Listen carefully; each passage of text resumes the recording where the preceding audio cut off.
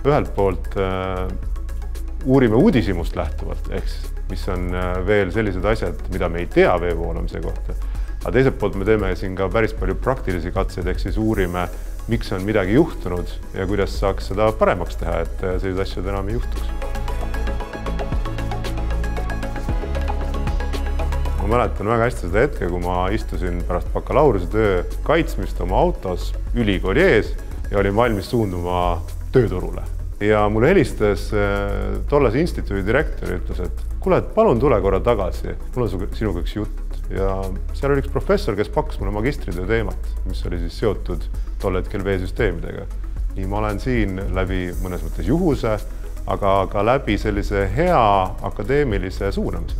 Mulle meeldib väga õpetada ja ma olen aru saanud, et mida parem ma ise olen oma erialal, seda toredam on mul ka õpetada, sest ma tunnen, et mul on rohkem edasi anda tulevastele inseneridele. Me uurisime siin põhjuseid, miks inimesed näiteks suurvee ajal jõgedes tehislike paisude juures uppuvad. Nad jäävad sinna vee ringlusesse lõksu ja nad ei pääse minema. Ja sellisel juhul on võimalik laboris läbi viia erinevaid katsetusi, uurida, analüüsida, miks selline olukord võib tekkida ja välja pakkuda ka lahendused. Ja siis sa näed, et sinu enda ja sinu meeskonna uurimustöö on päriselt ka vilja kandnud ja elusid päästnud. Minu jaoks insener on see, kes tagab selle ühiskonna ratsionaalsuse. Peab olema keegi, kes siis sellises loosungilises maailmas, mis on täis loosungeid, suudab tegelikult võtta selle olulise ja näidata suuna, mis päriselt on reaalselt rakendatav ja kuhu me saame edasi liikuda.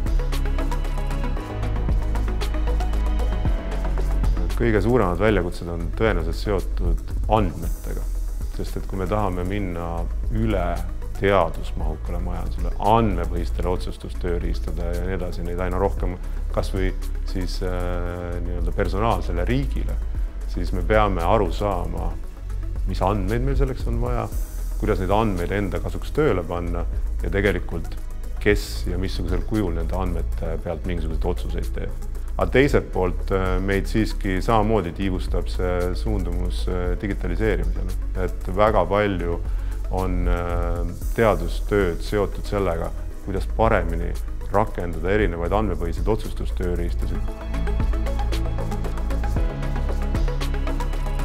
Tegelikult on meie roll leida need kõige teravamad tipud, viia kokku nad kõige ägedamate ideedega ja tegelikult sealt luua lisandväärtust.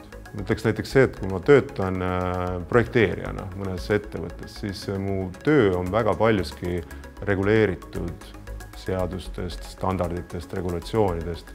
Ülikooli tulles on sul tegelikult võimalus hakata ise kujundama neid samu tulevikustandardeid, regulatsioone või seadusandlust. See maht, kui palju on Tehnikaülikoolil erinevaid projekte samaaegselt käimas, on kindlasti 10 aasta jooksul suurenenud. Erinevad võrgustikud, kuhu kuulutakse ja tänasel magistrandil ja doktorandil on võimalik olla osa sellest võib suuremal määral kui varasemalt.